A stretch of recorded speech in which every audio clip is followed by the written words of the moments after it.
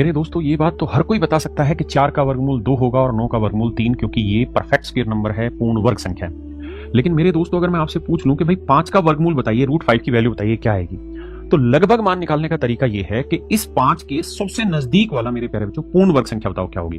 तो आप कहोगे सर 5 के नजदीक 4 भी पूर्ण वर्ग संख्या और 9 भी पूर्ण वर्ग संख्या है, लेकिन नजदीक क्या है, 9 या 4? तो सर 4 है। तो जो पूर्ण वर्ग संख्या नजदीक की उसे लिखो और ये जितना ज्यादा है वो लिखोगे। अब क्या करना है कि इस नंबर का वर्गमूल निकालो। तो 4 का वर्गमूल आया मेरे बच्चे 2, ये एक एज इट इज लिखना है और जो यहां नंबर लिखा उसका डबल लिखना है। तो हमारा आंसर आ जाएगा 2 जमा 0.25, तो आंसर आएगा 2.25। मान लीजिए मेरे भाई मैं आपसे ये कहता हूं कि मुझे बताइए 23 का वर्गमूल निकालकर क्या होगा।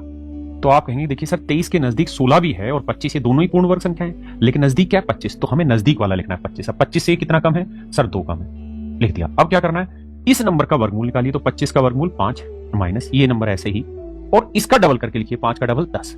तो मेरे बच्चे 2/10 का मतलब बना 0.2 और 5 में से 0.2 घटाएंगे तो आंसर आएगा 4.8। अब बताइए कि √17 का मान क्या होगा। अगर मुझे √17 का मान निकालना हो तो मैं इसके नजदीक ढूंढूंगा। परफेक्ट स्क्वायर 16 भी है और 25 भी है, तो नजदीक कौन सा लगा मेरे बच्चे 16, तो मैं यहां लिखूंगा 16 जमा 1। अब 16 का वर्गमूल मेरे बच्चों 4 आया, ये एक एज इट इज लिखना है और 4 का डबल 8।